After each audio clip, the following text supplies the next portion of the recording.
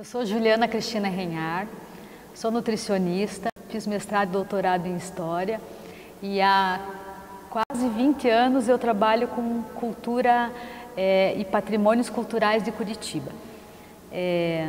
O projeto que eu vou apresentar, ele foi pensado e elaborado a partir de uma memória afetiva minha, porque apesar de eu ser Juliana Cristina Renhar, eu também sou Zugaib Zaidan.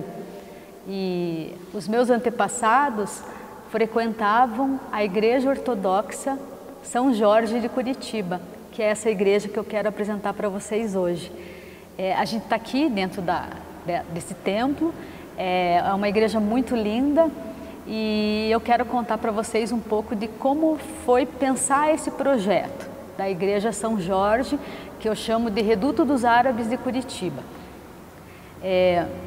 A Igreja São Jorge, ela foi fundada pela comunidade árabe ortodoxa que veio para cá, pelos imigrantes que vieram para cá, imigrantes árabes de diversas levas.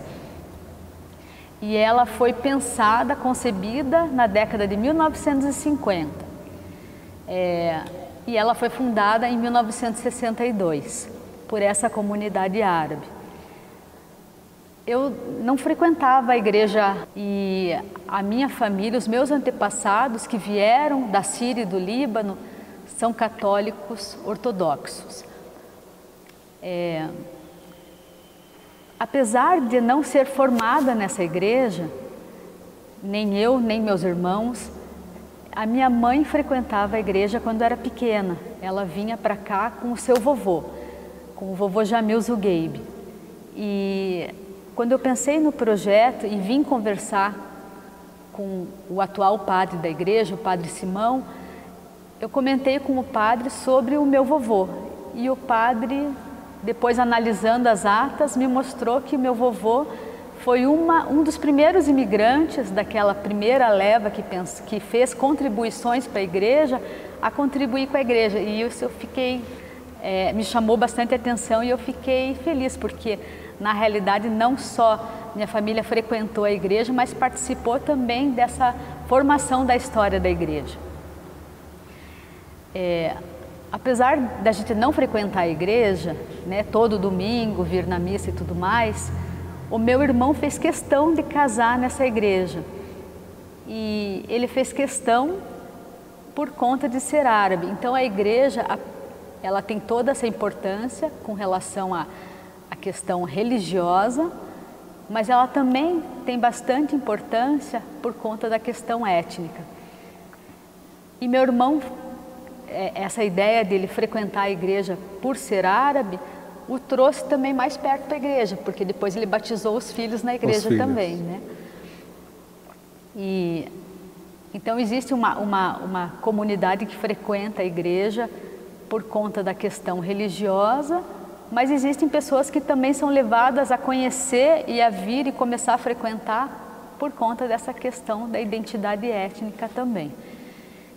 Eu estou aqui com o padre Simão e o padre Simão, ele é um padre sírio, que ele veio de outras levas, né? Não foi logicamente das primeiras levas. Ele é um padre que veio recentemente para Curitiba, em 2014, né, padre?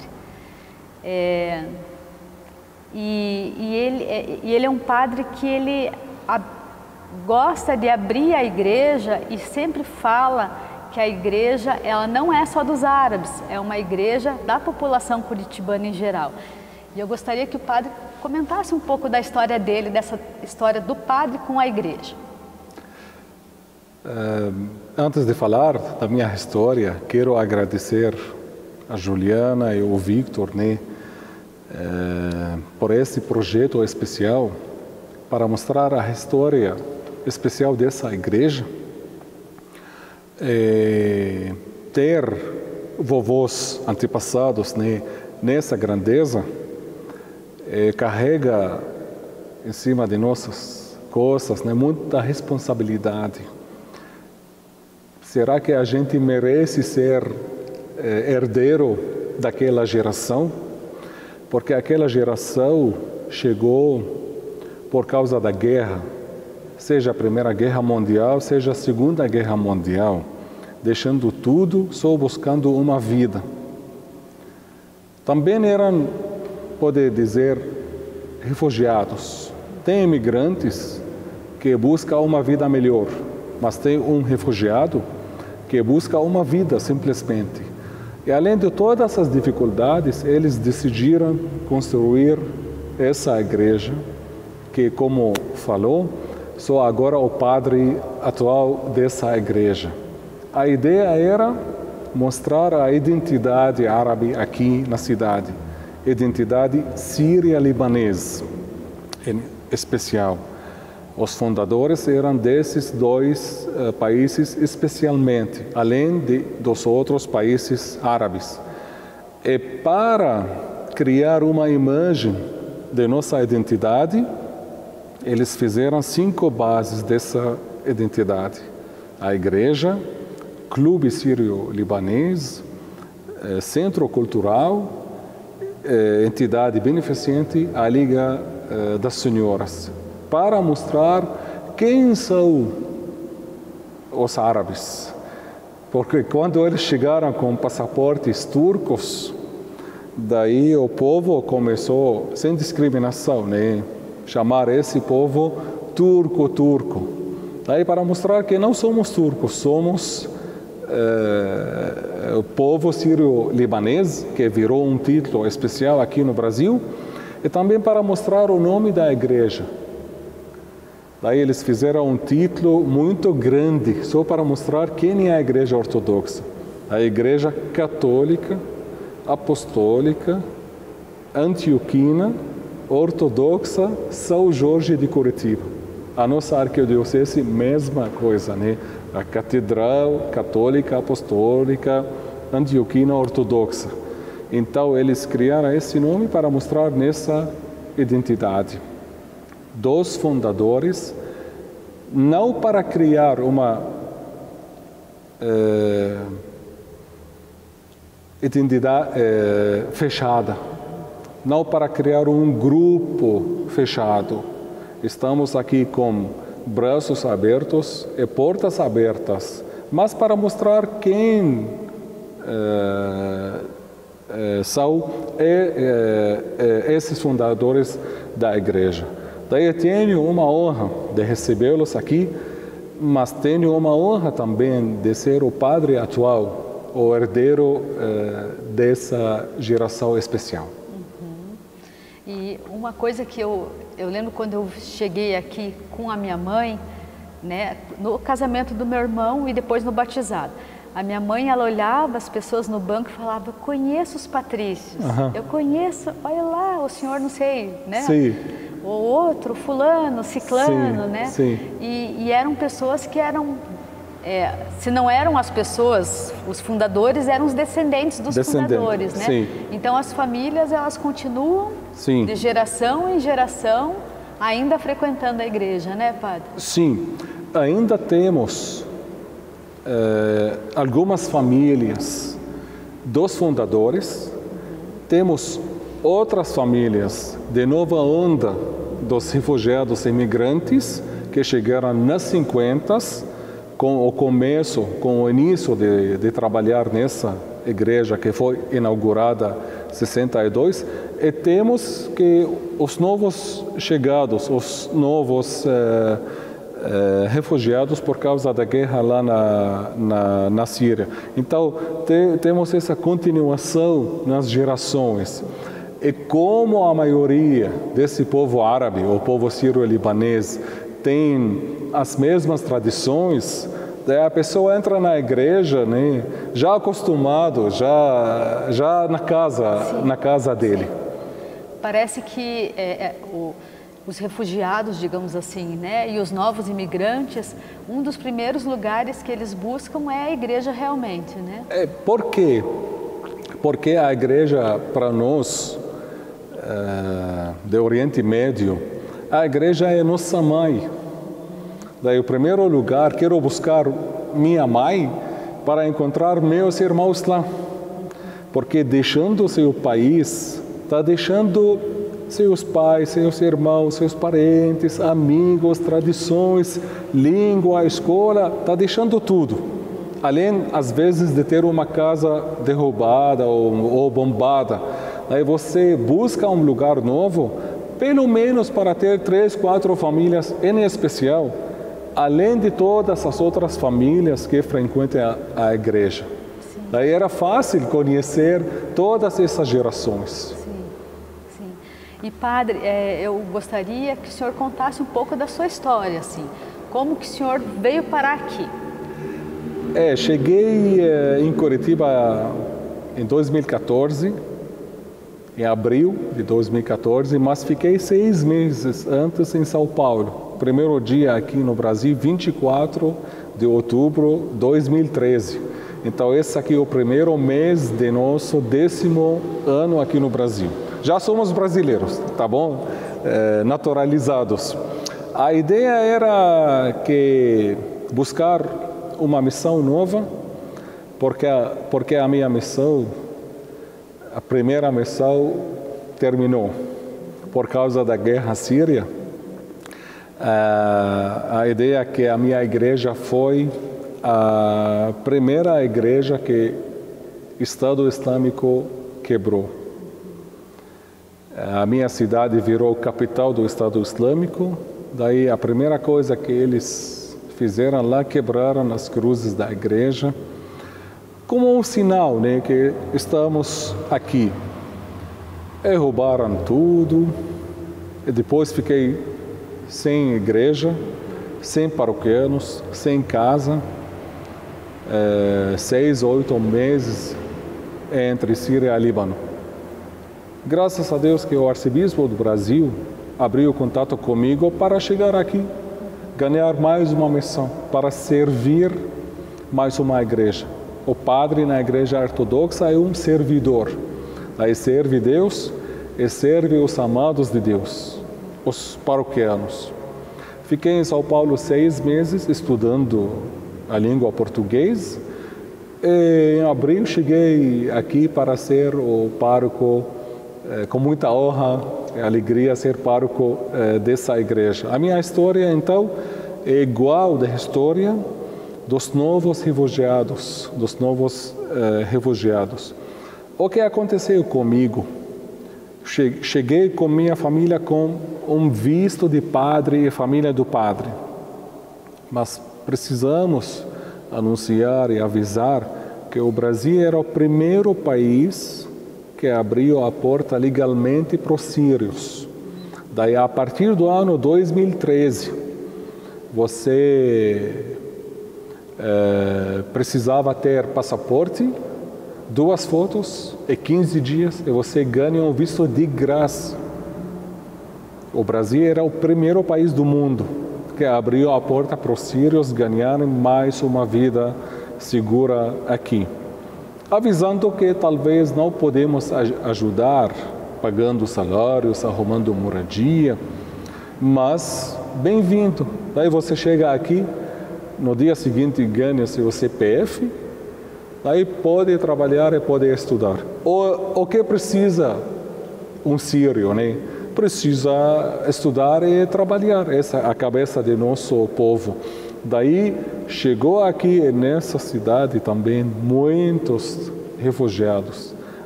Inclusive aquele senhor que encontrou, abriu a porta para Dona Juliana, né? Uma família dos refugiados que cuida, né, a reforma, a limpeza da igreja, o salão paroquial.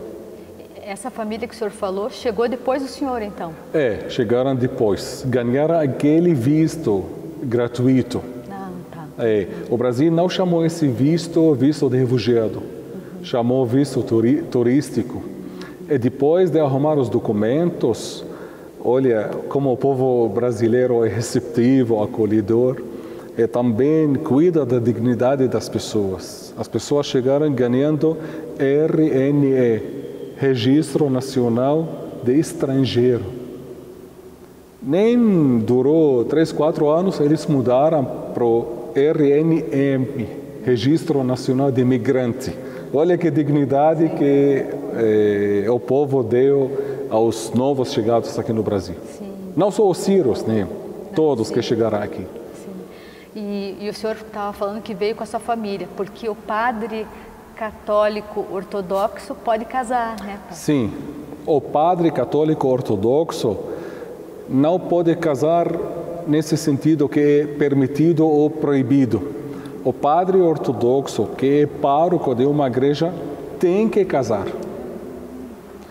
E tem que ter filho antes de ser ordenado, porque ele é servidor dos paroquianos.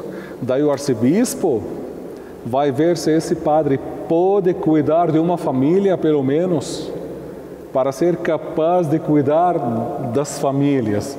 Então, não é a ideia que pode ou não pode, a ideia é tem que ser casado antes de ser ordenado. Daí, eu casei antes de ser ordenado também.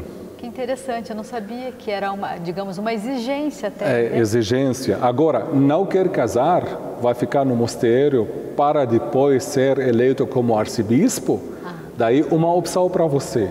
Mas assim, pároco, para viver entre os paroquianos, tem que ser casado antes de ser ordenado como padre. Sim.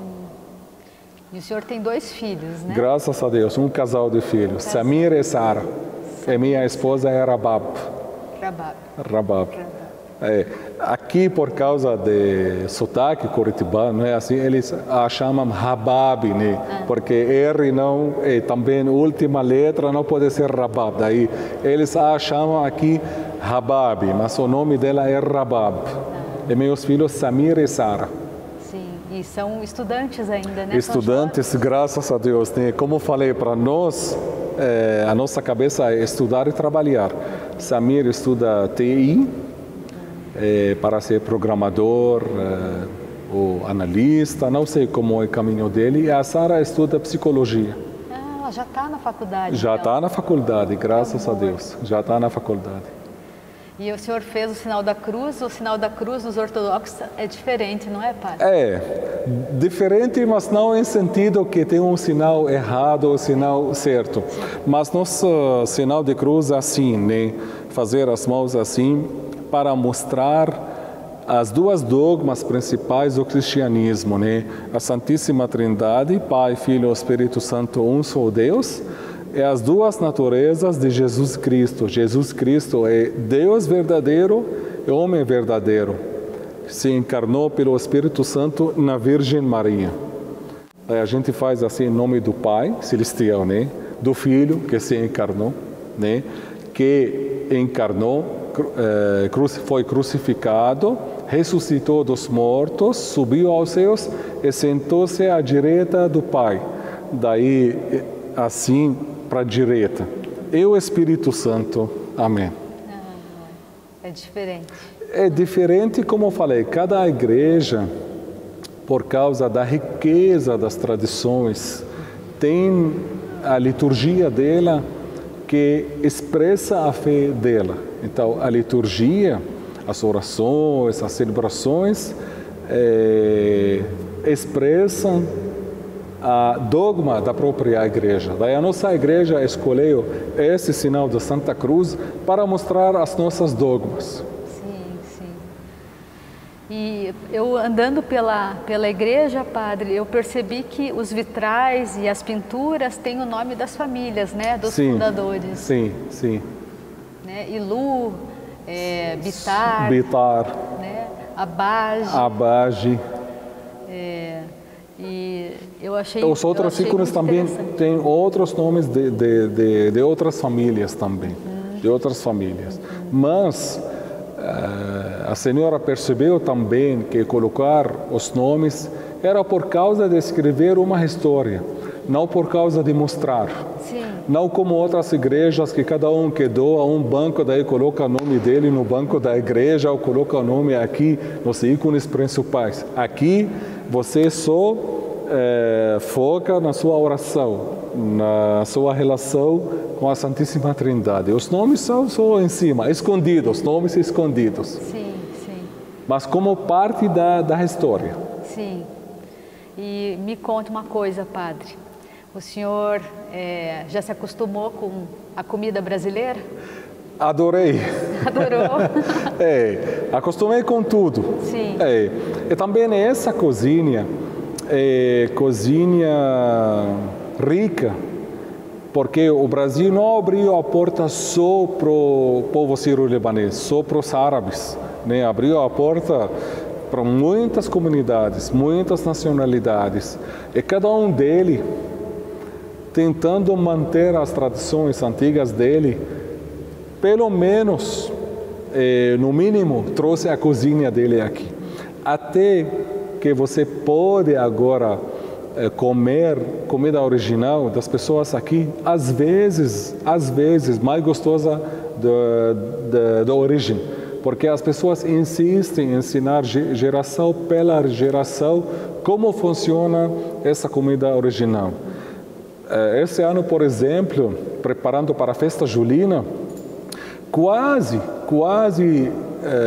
35 senhoras participaram em arrumar o quibe.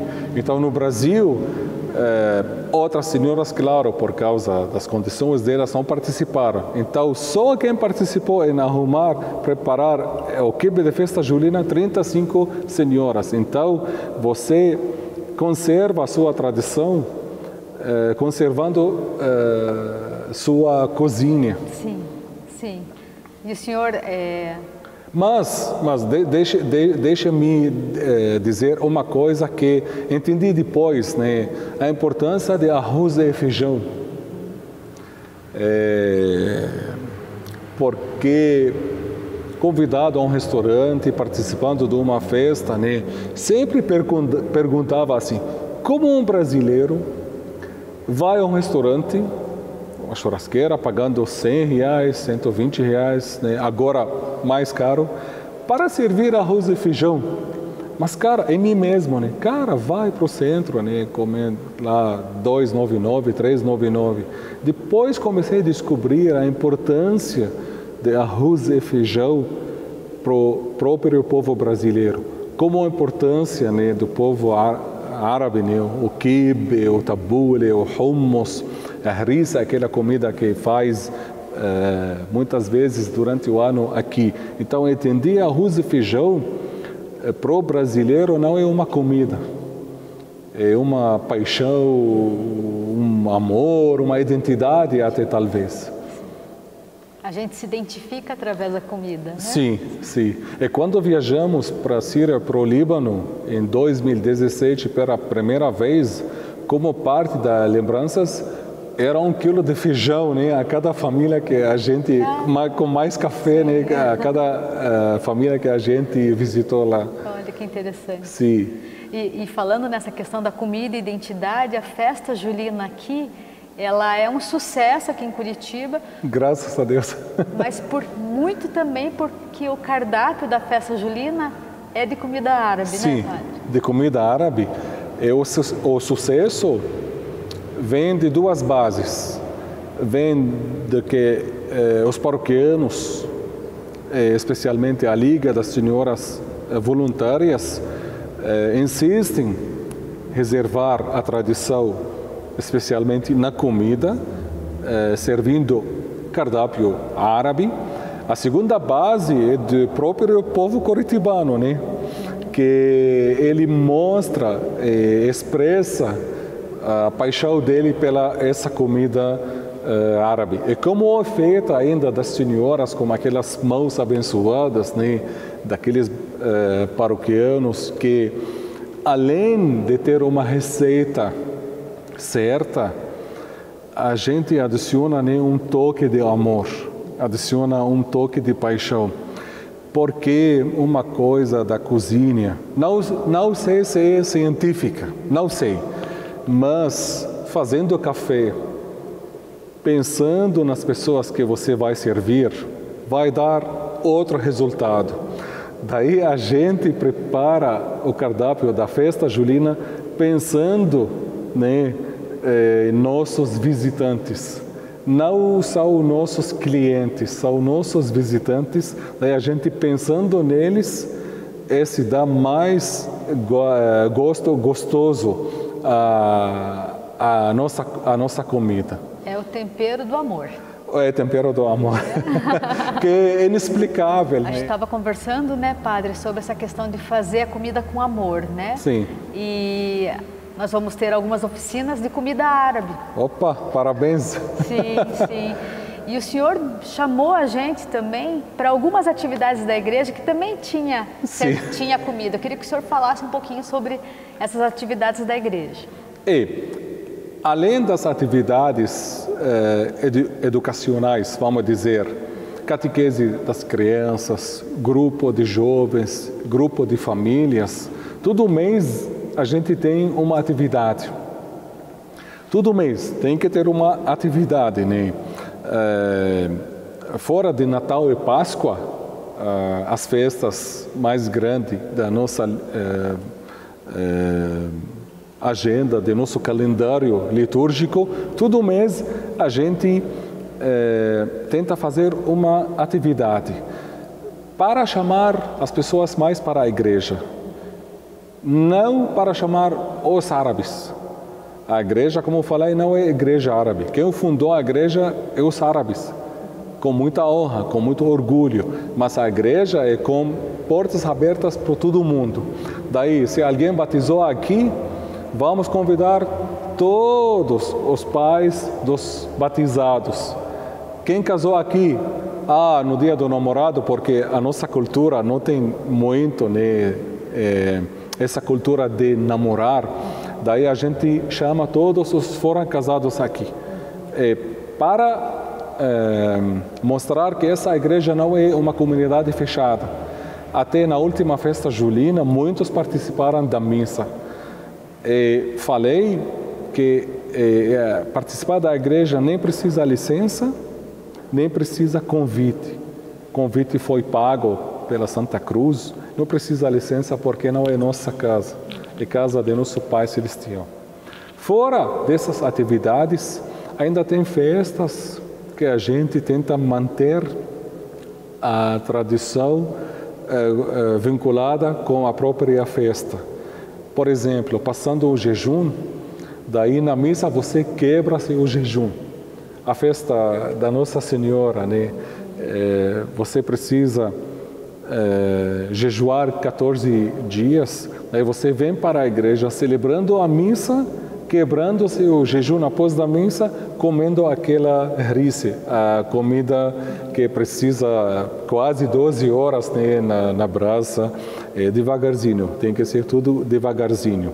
Daí a gente faz essas receitas originais, mostrando que a igreja é uma comunidade, não é para rezar, é para viver.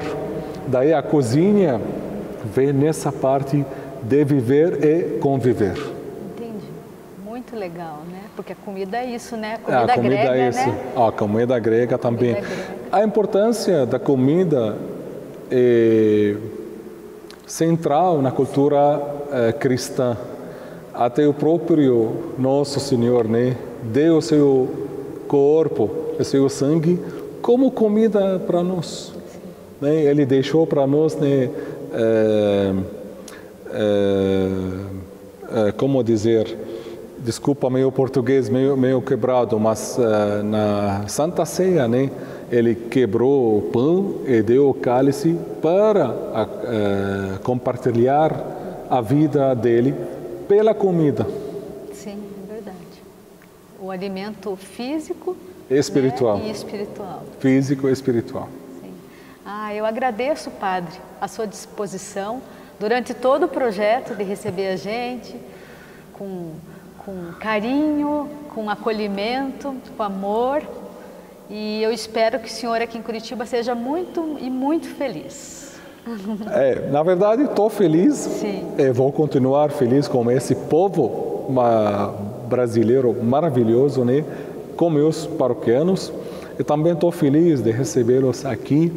E parabéns por criar essa ideia de arquivar essa parte da história de Curitiba, dessa cidade e do Brasil. Parabéns para vocês e muito sucesso. Estou esperando, né, meu livro, né, que vai sair, vai ficar vai ficar muito lindo. E bem-vindos, bem-vindos. Obrigada.